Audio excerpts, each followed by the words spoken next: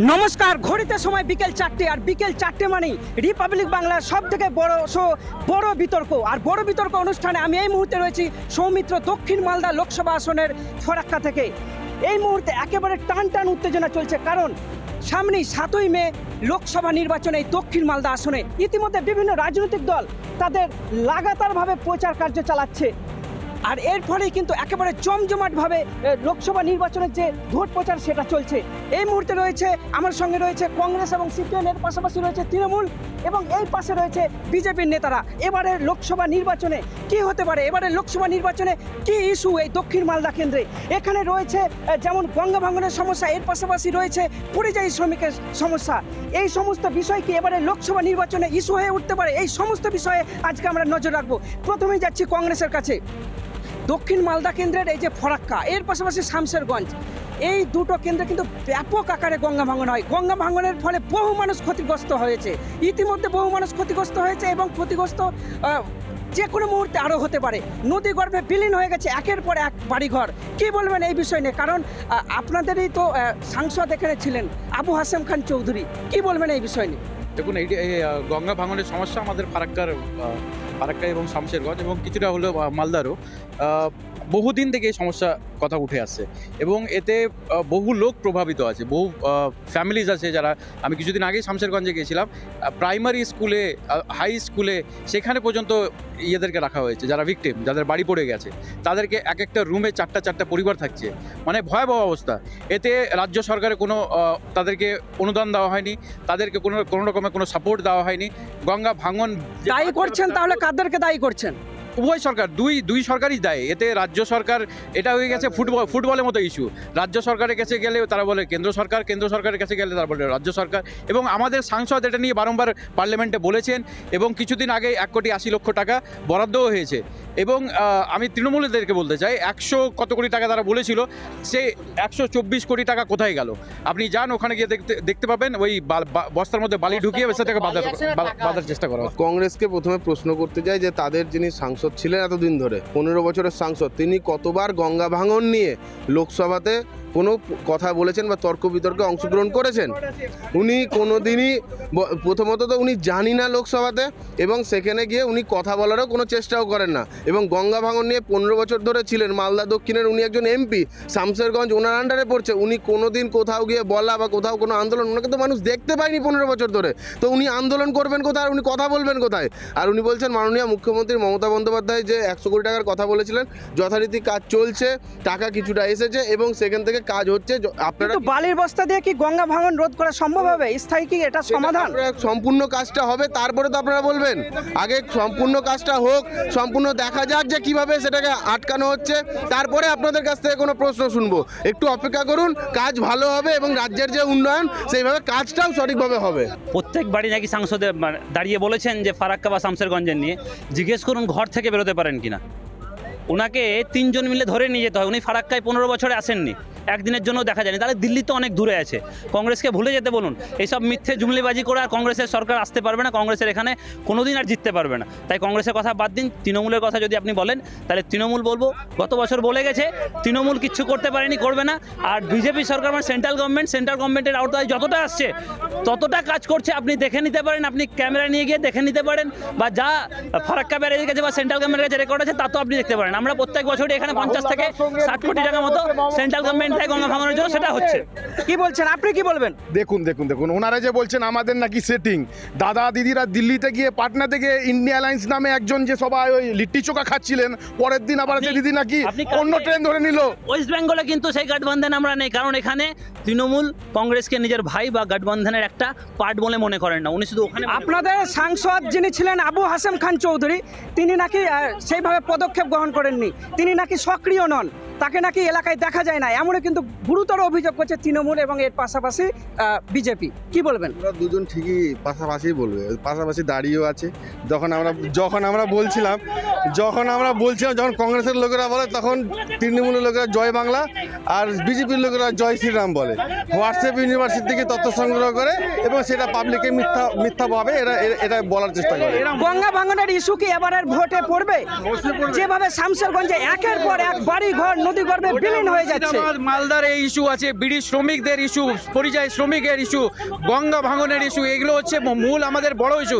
সেগুলো নিয়ে তাদের কোনো কথা নেই। এই যে কিছুদিন আগেই ঈদ গেল কিছুদিন আগেই আমরা দেখতে পাচ্ছি যে এখন ট্রেনে চেপে একের পর এক শ্রমিক ভিন রাজ্যে চলে যাচ্ছে। কেন যেতে হচ্ছে তাদের? তো দায়ভার কে নেবে? কি মনে হয় আপনার দায়ভারটা কে নেবে? রাজ্য সরকার দায়ভার নেওয়া উচিত নয়? রাজ্য সরকার অ্যাজ ওয়েল এজ সেন্ট্রাল গভর্নমেন্টের দায়ভার দেওয়া উচিত নয়? কতটা একটা তো পার্সেন্টেজ থাকবে, রাজ্য সরকার দায়ভার নিতে হবে তাদেরকে। দেশে রাজ্যে শিক্ষা নেই, রোজগার ব্যবস্থা নেই, আনএমপ্লয়মেন্ট প্রচণ্ড হারে আছে। যারা বলছিল ডবল চাকরি দেবে, তাদের কাছে দেখা গেল যে চাকরিটাই চলে গেল। হ্যাঁ, ওই সূত্রে আমার মনে হয় বলেছিল যে প্রথমে চাকরিটা দেবো, তারপর চাকরিটা নিয়ে নেবো, তারপরে আবার হয়তো তাদেরকে আবার দ্বিতীয়বার প্লেস করবো। এটাই মানে ডবল ফারাক্কা এবং শামশেরগঞ্জে তার মানে কর্মসংস্থানের সুযোগ নেই। অবশ্যই কর্মসংস্থানের সুযোগ শুধু না, পুরো বাংলা জুড়ে নেই, পুরো বাংলা বললে ভুল হবে, পুরো ভারতবর্ষে নেই। এই যে বিজেপি সরকার বলেছিল, তাদের ম্যানিফেস্টো ছিল গতবার বছরে 2 কোটি করে চাকরি, কোথায় এসে চাকরি? বামফ্রন্ট সরকার এত বছর ছিল, 2011-তে চলে গেছে, ততদিন কিছু করতে পারেনি। ইউপিএ 1 ইউপিএ 2 পেরিয়ে গেল, তারা কোনোদিন কিছু করতে পারলো না। আজকে দাঁড়িয়ে দাদা 3 বছর তারপরে ছেড়ে দিয়েছিলাম, কংগ্রেসের চরিত্র যেন ছেড়ে দেওয়া হয়েছিল, তাই আজকে তো আপনারা কংগ্রেসের শরিক হয়েছেন। আর আরেকটা কথা বলি আপনাদেরকে, আজকে ফারাক্কায় যদি আপনি দেখতে যান, আজকে ফারাক্কায় স্বাধীনতার পর কোনো হাসপাতাল ছিল না ভালো, সেই হাসপাতাল আজকে নতুন করে করা হচ্ছে বল্লালপুর কৃষি মান্ডির কাছে। ITI কলেজ তৈরি করা হলো। আজকে তারাপুর হসপিটালটার কি অবস্থা দেখুন, একটা সেন্ট্রালের হসপিটাল। আপনি কি বলছেন? 1 বছর আগে ফারাক্কার বিধায়ক ওখানে নারকেল ফাটিয়েছেন, এখনো পর্যন্ত ওখানে একটা ডাক্তার বা নার্স বা একটা পেশেন্ট যায় না। কেন যায় না? কি হয়েছে? টাকাটা কোথায় গেল? টাকাটা কি ওই স্বাস্থ্য, চাকরি, চাল, কয়লা, বালি এর মতো স্বাস্থ্য কেন্দ্রের টাকাটাও কি চুরি হয়ে গেল? আপনি জিজ্ঞেস করুন টাকাটা গেল কোথায়, সেই কথাটা জিজ্ঞেস করুন। ভিন রাজ্যে কি বলবেন? আজকে বলুন, তারাপুর হসপিটাল এত বছরের পুরনো একটা হসপিটাল, একটা ডাক্তার নেই, একটা নার্স নেই, কোনো পরিকাঠামো নেই। একটা বিল্ডিং 1 বছর আগে বলা হয়েছিল আগস্ট মাসে করা হয়েছিল তার শিলান্যাস, এবং আজকে দাঁড়িয়ে সেই বিল্ডিংটা কমপ্লিট হয়ে গেছে, আর কয়েকদিনের মধ্যে তার শুভ উদ্বোধন হবে। তো এই বিষয়গুলো ওনাদেরকে তারাপুর হসপিটাল নিয়ে প্রশ্ন করুন তো। একটা হসপিটাল ঘরের পাশে পড়ে আছে, তার কোনো ভূক্ষেপ নেই তাদের। তো তাদেরকে তারা কি বলছে, তারা কি করছে এই বিষয় নিয়ে? তাহলে কি ওখানে আমার বিড়ি শ্রমিকের ভাই বোনেরা দিদিরা যাচ্ছেন ট্রিটমেন্ট করতে? কি করতে যাচ্ছেন? ঘুরতে যাচ্ছেন? ওটা পার্ক, ওটা মনে হচ্ছে পার্ক। ট্রিটমেন্ট হচ্ছে না, ভুল কথা বলছেন, ট্রিটমেন্ট হচ্ছে না। ESI ট্রিটমেন্ট পাওয়া যাচ্ছে, NTPC থেকে যাচ্ছেন ওখানে, সব ট্রিটমেন্ট হচ্ছে ওখানে। আপনি গিয়ে দেখুন, ক্যামেরা নিয়ে গিয়ে দেখুন, শুধু মুখে বললে হবে না। এই যে সব জুমলিবাজের সরকার দেখছেন না, এটা সব মিথ্যে কথা বলছে, মানুষকে বাইকানোর। আপনারা কি বলছেন? তারাপুর হসপিটালের ভয়াবহ অবস্থা, সেখানকার 2 দিন আগেই সেখানকার রিপোর্টিং করা হয়েছে। বারবার ওখান থেকে সেন্ট্রাল থেকে ইন্সপেকশন আসছে, বারংবার আজকে থেকে 10 বছর থেকে। এই যে তারাপুর হসপিটালে ভয়ঙ্কর অবস্থা বলছেন, এই কথা কি আপনাদের সংসদে গিয়ে বলেছেন? 100 বার বলেছেন, বারবার চিঠি লিখেছেন, লেবার মিনিস্ট্রিতে বলেছেন। আমাদের যে ইউনিয়ন, আমাদের INTUC তরফ থেকেও বলা হয়েছে, ইউনিয়নের তরফ থেকেও বলা হয়েছে, কিন্তু এই সরকারের CPIM এর তরফ থেকে এই নিয়ে কি কোনো আন্দোলন করা হয়েছে বিড়ি শ্রমিকদের সমস্যা নিয়ে?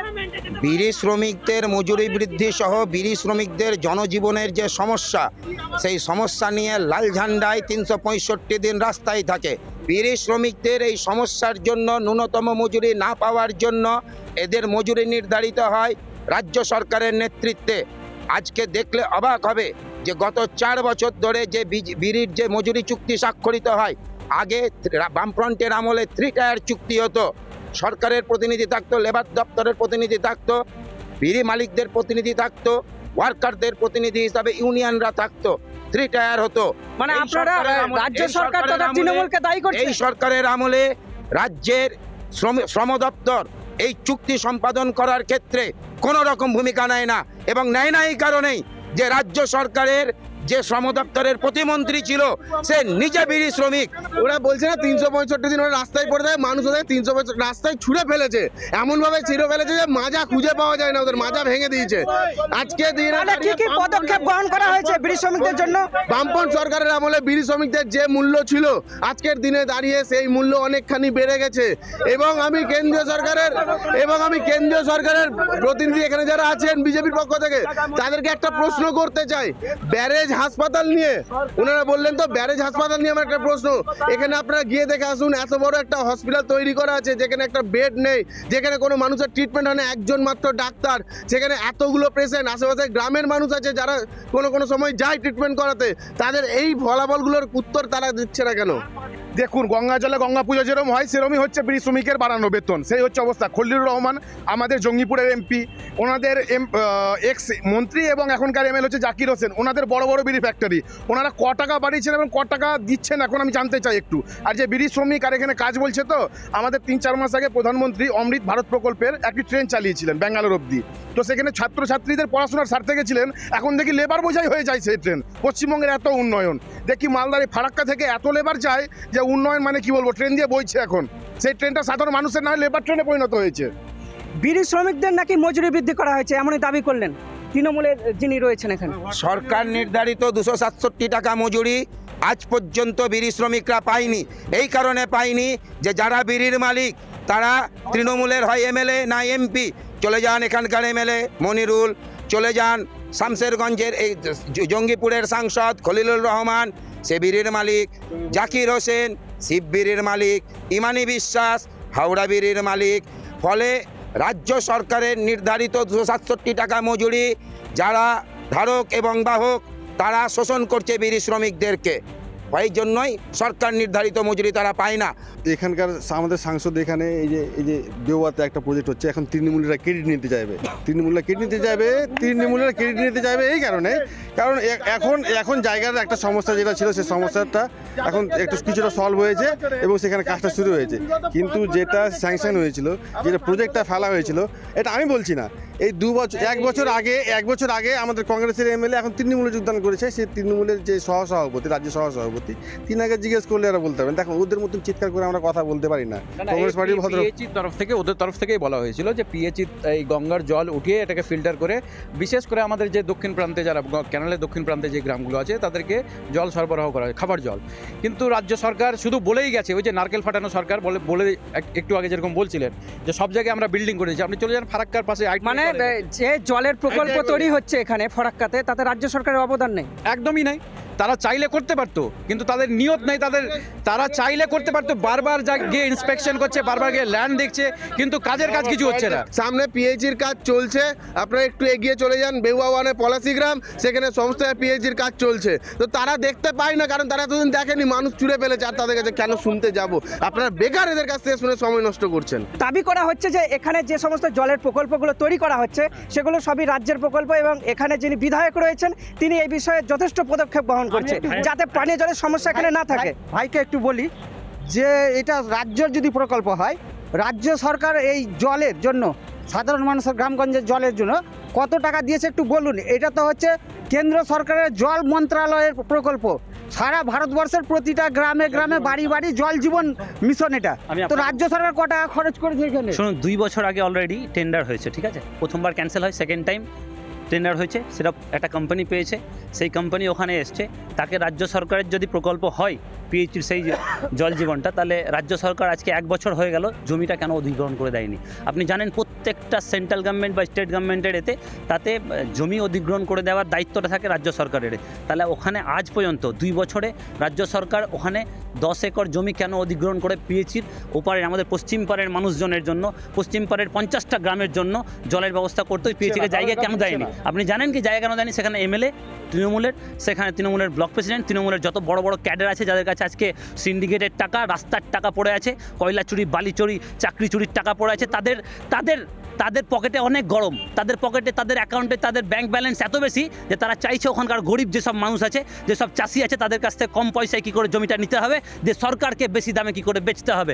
যখন নিজেরা নিয়ে নেবে, সরকারকে বেশি দামে বেচবে, তারপরে শুনবেন যে ওপারের পশ্চিম পাড়ের 50টা গ্রামের মানুষের জন্য জলের ব্যবস্থা করছে। আজকে বলুন না, আজকে 18টা এমপি ওদের ছিল, সেই 18টা এমপি থেকে আজকে কি ফলাফল পেয়েছি আমরা? 160,000 কোটি টাকা রাজ্যের আটকে গেছে, রাজ্য বঞ্চিত হয়েছে। আজকে আধার কার্ড বন্ধ করে দেওয়া হচ্ছে।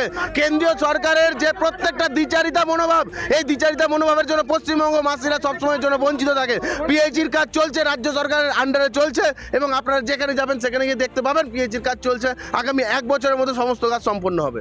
শিক্ষা, স্বাস্থ্য, বিশেষ করে আমাদের রোজগার, বিশেষ করে আমাদের এলাকায়, যেটা প্রথমে বললাম, গঙ্গা ভাঙনের যে সমস্যা সেটাকে সুরাহা করে দিতে হবে, বিড়ি শ্রমিকদের মজুরি বৃদ্ধি করতে হবে এবং তাদের যে মেডিকেলের বিষয়টা আছে, তারাপুর হসপিটাল, সেটা নিয়ে কাজ করতে হবে। আর রোজগার, সংবিধান, এগুলো তো আমাদের মূল সমস্যা। যেখানকার জল, পানীয় জলের সমস্যা, এখানকার ফারাক্কার পুরো দক্ষিণ মালদা বলতে গেলে আপনি বলতে পারেন যে পরিযায়ী শ্রমিক, তারপর বিড়ি শ্রমিক, তাদের এই সমস্যার ভিত্তিতেই আমাদের এখানকার এলাকার মানুষ ভোট দেবে এবং সেই ভিত্তিগুলোতে দাঁড়িয়ে তৃণমূল এবং বিজেপিকে মানুষ কোথাও দেখতে পাচ্ছে না। আগেবার তো ভোটে দেখা গিয়েছিল বিজেপি দ্বিতীয় স্থান অধিকার করেছিল এখানে। দ্বিতীয় স্থান গ্রহণ করেছে, তার কারণ হচ্ছে বিজেপি আমাদের কিছু ভোট তৃণমূলের দিকে গেছিল এবং সেটা ব্যাপকভাবে কিন্তু কংগ্রেসের দিকে ফিরছে। বিজেপি তো দাবি করছে তারা এবার জিতবে এখান থেকে।